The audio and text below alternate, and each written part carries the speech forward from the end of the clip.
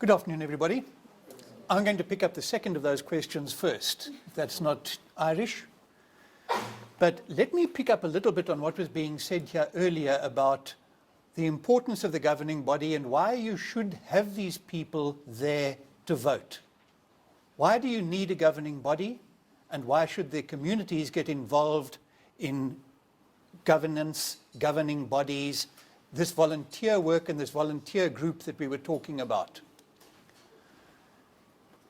Let me go back for just a little while in history. This funny animal that we have called a governing body, where did it come from? And why is it important? Well, it has its roots, as just about everything else social has its most recent roots, in the election period of 1994.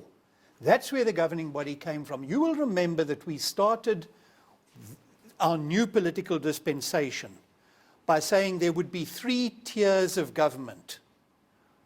Not just the 3 tiers of university that Professor told us about earlier, but the national tier, the provincial tier, and the local tier.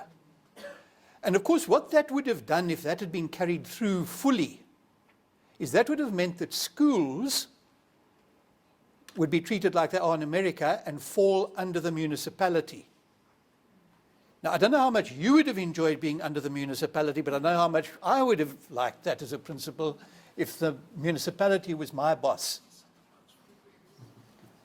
Very fortunately, I believe, the people who were designing our political dispensation decided that the 3rd tier in governance in education would not be the municipality, but would be the governing body.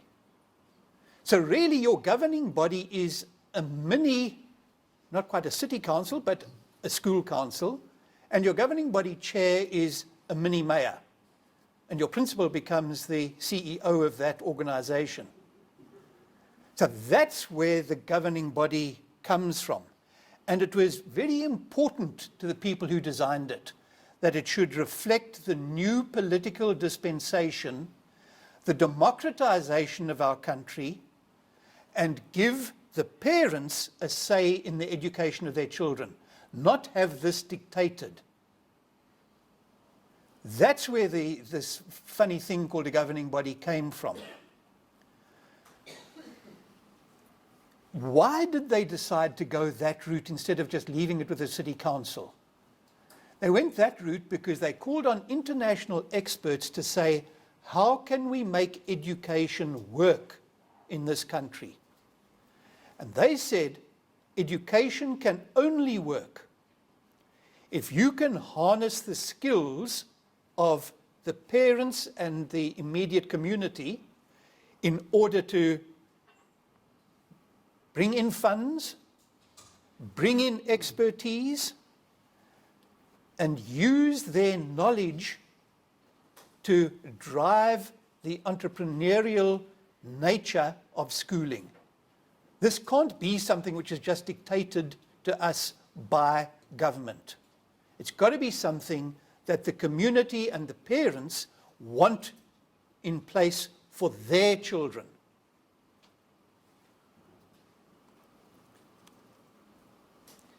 They also needed to unlock additional funding and to keep the standards in the best schools going, not because they were looking for any sort of advantage for an already advantaged group, but because in a race, and life is unfortunately a race. I'm not talking about race in the political sense, I'm talking about it in the running sense. Because in a race, if you slow down the front runners, the whole performance drops off. So they were looking for the parents to get involved, to be critical of the schools, to challenge the schools, to provide the best possible education. And they needed to give them the power to do it. Also, as an aside, it unlocked certain resources for the poorest schools. I'm probably speaking to people here who know it, but the fact is that these suburban schools that we sometimes love and sometimes complain bitterly about. The children in those schools are subsidized 1/6 of the children in the poorest township schools. And that can only happen, that unfairness, which is exactly the same proportion as happened in 1988, it was just the other way around, 1/6. That 1/6 being skewed now to the poorest was only made possible if the governing bodies could levy those taxes called school fees, collect them, and get other fundraising. That's how it is that the children in the township schools, the poorest township schools, can get over 1,000 rand, whereas in the suburban schools they're getting just a little bit over 160 rand per annum subsidy. That's why we had to have governing bodies. Why must we vote then? We must vote because governing bodies are important. They're important in the very first sense that we don't throw away our democratic right, which was bought with some expense. You vote because it is your democratic right to do so, and you need to fulfill that obligation almost to yourself, to your own being, that you are going to vote. We must do it because we want to influence education through who governs our children's schools. Not somebody that somebody else wants, but somebody that we want to govern our children's schools. We need to have our people taking decisions on our children's education. We need people who understand us. Not just people who understand money or buildings, but people who understand our community, who can say what we want and what is important for us in our community. People who know who we are, people who understand what makes us tick, people who understand what sort of education we want for our kids, and people who will be in it for what they can put in, not what they can get out. That's why we must vote. What do they do? We've had a little bit of touching on this already. They assume responsibility for the assets and the actions of the school. The assets, remember, sometimes consist of a school desk or a school bus or a school building or a school pool or a school astro, depending on what sort of school you are in. But there's another very important asset, and that is the reputational asset of the school. You must ensure that the people who get on your governing body can look after that reputation, not just the concrete assets. They must be willing to take corrective action to keep the school on the chosen path. They must be responsible to the stakeholders, such as learners, parents, past learners, staff, and they must take into account the legitimate needs of all of those people. Those are big sort of philosophical things that they must do. What about the really practical ones? On the practical side, they don't quite appoint state staff, but they do have the right to recommend to the department who the department should appoint.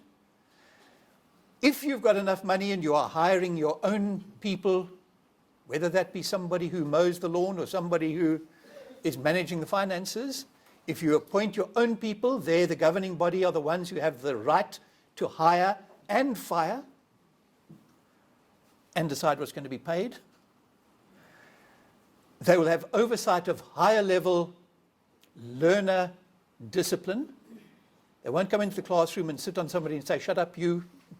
But they will be able to debate at the end of the day when somebody is really dragging the school through the mud, that this is the sort of person that it would be better for the rest of our kids if that person happened not to be here. Let's recommend to the department that that person be removed from the school. Setting the code of conduct, setting the school rules, all those aspects. Issues such as policy making when it comes to the language policy of the school, the religion policy, the uniform policy, the admissions policy, what time the school will open and close. The department will tell you how long, but they don't tell you what time. The subjects to be offered from the menu that the department provides, what extramurals your school is going to have. They will set the school fees in the fee-paying schools. Now, how do we get those parents then to come and vote for these people that we want. We educate them on the importance of their votes. We tell them the sort of story that I've been trying to tell you now. It is part and parcel of your democratic right and duty. Give them the usual publicity, the circulars, the posters, all those sort of things. The reminders through the children, through your school communicator, through your SMSs, whatever it is that you use that works in your school. We heard from Mr. Lani that the department will be providing advocacy material. Circulate that. Don't use that to light your braai fires on the night when your grade 8s come to have their welcome braai. Use the stuff that is given to you. Use technology. South Africans, of course, especially in our poorest communities, are the persons who use cell phones more than anybody else in the world. We complain about Eskom sometimes, we complain about Telkom nearly as much. Use your cell phones to get the message out there. Use the WhatsApp in certain communities, the Facebook pages. Thing that I've seen work very well, one friend, one phone call. When you get there to the meeting, all those people that are there 10 minutes, 15 minutes before, said, phone one friend who's not here. You can double your numbers. Incentivize the children. Works especially well in primary schools. And I'm not advocating bribery, be careful of it. But a merit, or the class that has the most parents here will get to share 3 cakes at break time on next week. You can incentivize them, especially the little children, like that sort of challenge. Have a good guest speaker. In all our communities these days, there are people who you could perhaps regard as the in-speaker. Somebody that everybody wants to hear. And it doesn't have to be a Jonathan Jansen or a politician or somebody like that. Sometimes it is the pastor in your community. Sometimes it is one of your past learners who has just got a degree or something. First one from our school. Get that person back and let them talk to the kids about it. Someone or other, somebody who's playing for Stormers, an in-speaker. They'll do that for you for nothing. The biggest attraction, though, of course, is the children's own activities. Parents will come and watch their kids on stage. So at whatever time it is, just before or just after the election, have an activity like that. Perhaps the school choir is often the biggest single group you have. But you can go even further. Have an inter-class choir competition where every kid in the school is going to be on stage for 2 songs or something.